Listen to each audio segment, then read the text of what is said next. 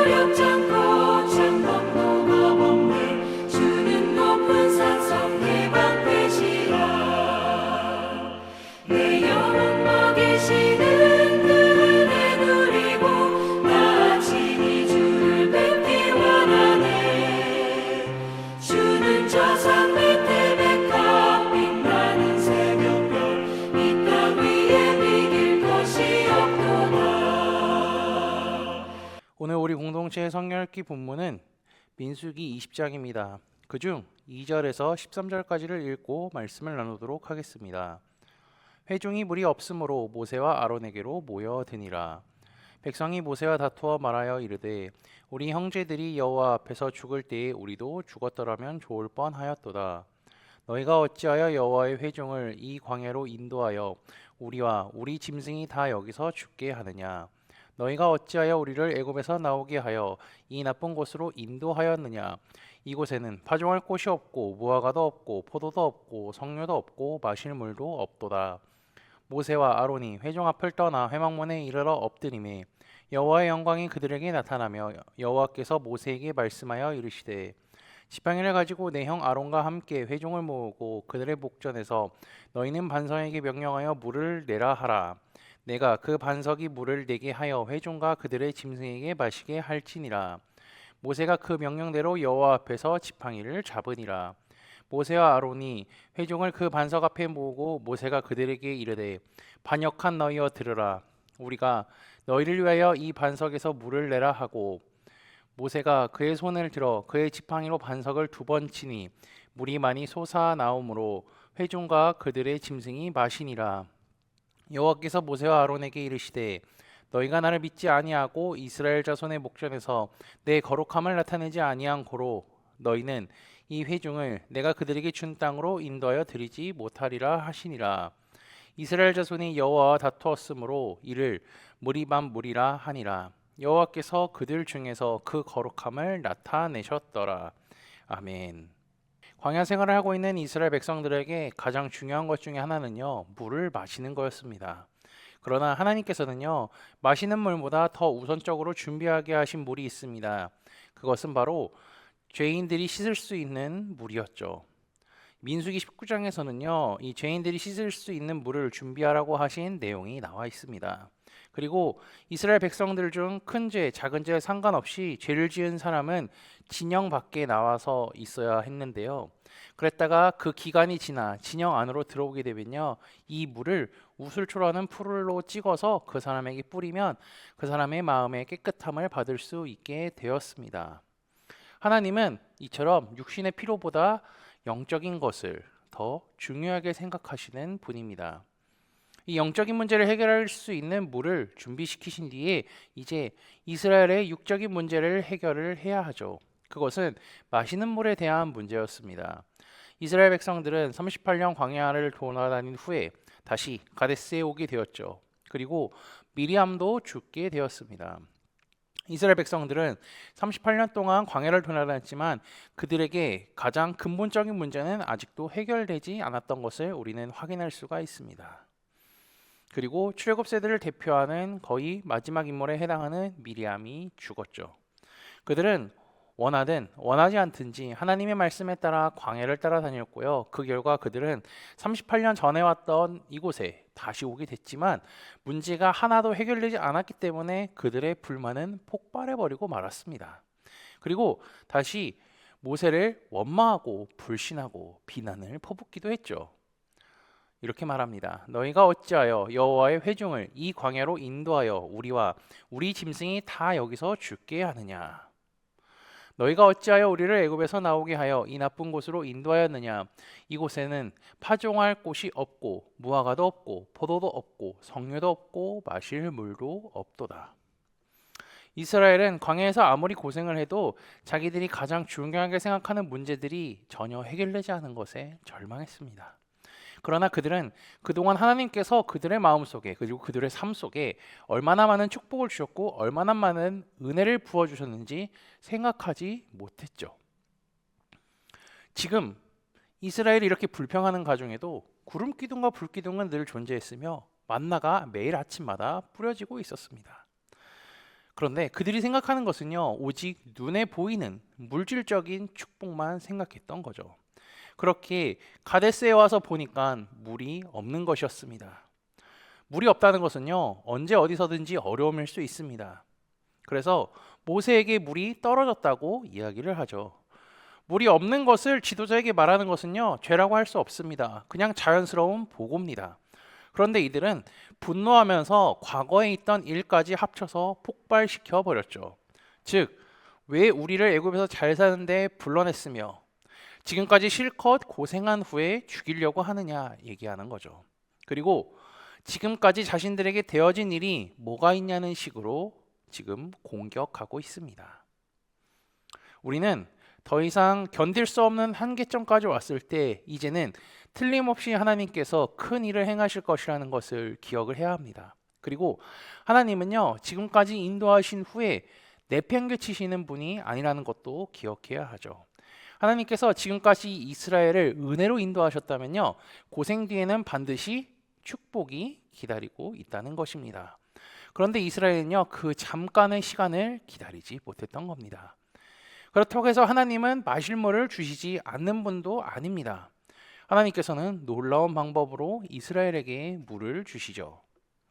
여호와께서 모세에게 말씀하여 이르시되 지팡이를 가지고 내 형 아론과 함께 회중을 모으고 그들의 복전에서 너희는 반석에게 명령하여 물을 내라 하라. 내가 그 반석이 물을 내게 하여 회중과 그들의 짐승에게 마시게 할지니라. 하나님께서는 지팡이 하나만 갖고 있는 모세에게 그 지팡이를 쥐고 온 이스라엘을 모은 후에 반석에게 물을 내라라고 명령하라고 합니다. 그런데 여기서 모세는 아주 중요한 실수를 하죠. 하나님께서는 모세에게 반석을 향하여 명령을 하라고 하셨기에 그것만 하면 됩니다.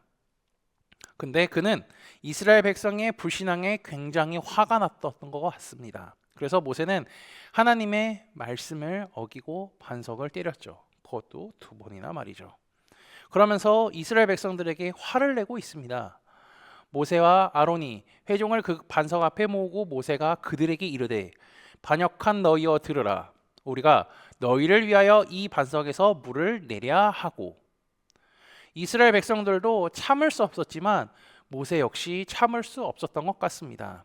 하나님께서 이스라엘에게 보여주시려고 했던 것은요, 아무리 절망적인 상황이라 할지라도 하나님의 말씀은 기적적인 능력이 있다는 것을 보여주시고자 하셨죠. 하나님께서는 이스라엘 백성들이 아무리 하나님을 원망하고 대적하고 미워해도요, 하나님은 그들을 사랑하시기 때문에 물을 주셔서 목마르지 않게 하려고 하셨던 겁니다.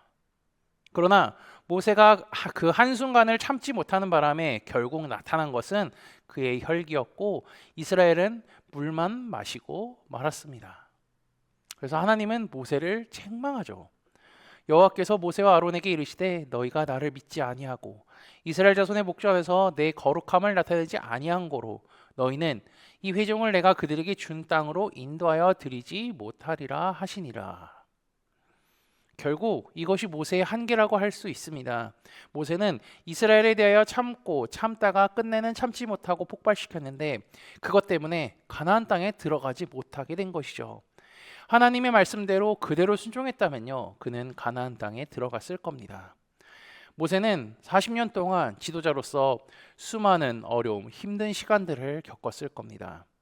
그 긴 기간 동안 청개구리 같고 하나님의 은혜를 잊어버리는 이스라엘 백성들을 보면서 많이 지치고 회의감도 들었을 겁니다.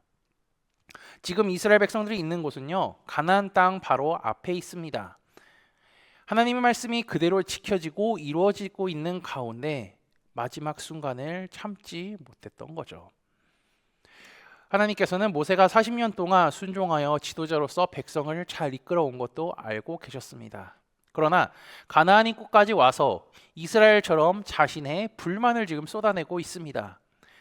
하나님이 원하시는 것은요, 불만을 쏟아내는 것이 아니라 불만이 있다 하더라도 그것을 참고 하나님의 말씀에 온전히 순종하는 것을 원하시죠. 말씀에 순종하는 자들은요, 자신의 생각과 감정을 표현하지 않습니다. 있는 그대로 행할 뿐입니다. 그렇다고 해서 생각과 감정이 없는 기계와 같이 행동하는 것도 아니죠. 생각과 감정이 있습니다. 근데 그것을 어떻게 하면요, 하나님 앞에 아뢰입니다. 예수님도 잡히시기 전에 하나님 앞에 기도하면서 자신의 감정을 그대로 아뢰습니다. 그렇게 아뢰인 후에 어떻게 하셨죠? 말씀대로 순종하셨던 겁니다. 한계에 도달했다는 것은요, 스스로 해결할 수 없음을 의미합니다. 그러한 상황에서 의지할 것은요, 불만을 표출하고 화를 내는 것이 아니라 하나님께 이 상황을 고백해야 하는 거죠. 그리고 하나님 앞에 내어놓아야 합니다. 그러면 그 이후에는요, 하나님이 일하시는 겁니다. 모세와 같이 한계에 도달했을 때 내 생각과 감정을 다른 자들에게 표출하고 표현하는 것이 아니라 예수님과 같이 하나님께 아뢰어서 하나님의 일하심을 경험하며 살아가는 코너스톤 믿음의 형제자매들이 되시기를 주님의 이름으로 축복합니다. 다 함께 찬송가 220장 찬양하시겠습니다.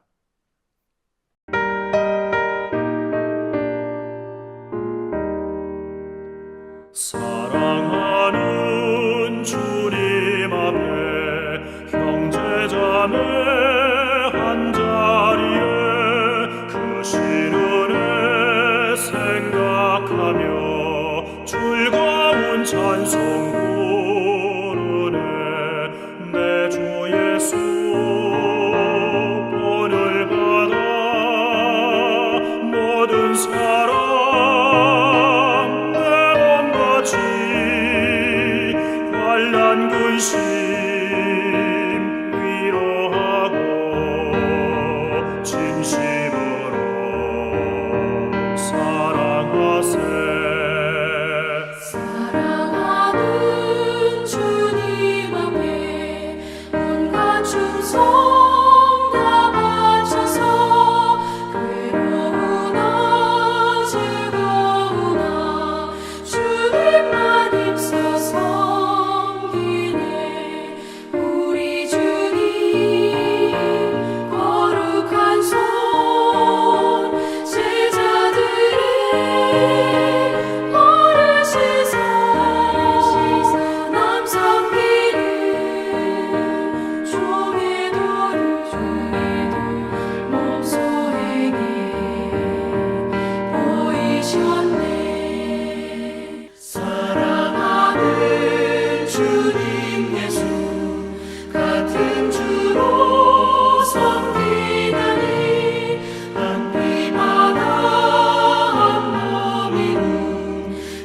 주세요 친구들이여 한 몸같이 친밀하고 마음으로 하나 되어 우리 주님 크신 뜻을 지성으로 준행하세. 다 함께 기도하시겠습니다. 우리를 사랑하신 하나님 아버지, 하나님의 끝없는 사랑 안에 살아가게 하시며 날마다 주께서 주시는 기쁨과 감사로 살아가게 하시니 감사합니다. 날 구원하신 주님의 사랑을 기억하며 살아가게 하시고 아버지께서 주신 성경 말씀을 읽고 배울 뿐더러 그 말씀이 그대로 이루어짐을 굳게 믿으며 살아가게 인도하여 주옵소서. 모세는 자신의 한계에 도달했음을 알았음에도 불구하고 하나님께 아뢰는 것이 아닌 이스라엘에게 자신의 불만을 내비쳤습니다. 하나님이 원하시는 것은 내 뜻과 생각이 아닌 하나님의 말씀에 온전히 순종하는 것임을 모세의 행동을 통해 배웠으니 그와 같이 한계에 도달했을 때 사람들에게 표출하는 것이 아닌 하나님께 아뢰어 주님의 일하심을 경험하는 우리가 되게 인도하여 주옵소서. 지난주 말씀을 기억하며 기도합니다. 하나님의 친구는 말씀을 통하여 주님의 날이 오는 과정을 알고 있음을 말씀을 통해 깨닫게 하시니 감사합니다. 세상을 살아가다 보면 주님 말씀에 비춰 살아가지 못할 때가 너무나 많습니다. 하지만 하나님의 친구는 하나님을 믿고 그분의 말씀을 믿으며 살아가는 자들이오니 성경 말씀이 기록된 대로 그날이 오고 있음을 기억하고 주의 말씀이 이루어지는 것을 경험하며 살아가는 코너스톤 형제자매들이 되도록 인도하여 주옵소서. 예수 그리스도의 이름으로 기도합니다. 아멘. 이 시간 합심으로 기도할 제목들을 나눕니다. 먼저 성부, 성자, 성령, 삼위 하나님을 묵상하며 경배하는 삶을 살도록 기도하시고 회개와 경건한 삶을 살도록 기도하시기 바랍니다. 교회를 이끌어 가시는 사랑하는 담임 목사님과 사역자들을 위해 기도해 주시기 바라며 내일 진행되는 화요 성역 공부와 목요일에 진행되는 목회자 세미나를 위해 이번 주 주일에 진행되는 파티 주일을 위해 다음 주일에 있을 오순절 절기 예배를 위해 환우의 건강과 회복을 위해 각자 가지고 계신 기도의 제목들 놓고 기도하시기를 바라며 오늘도 주 안에서 승리하십시오.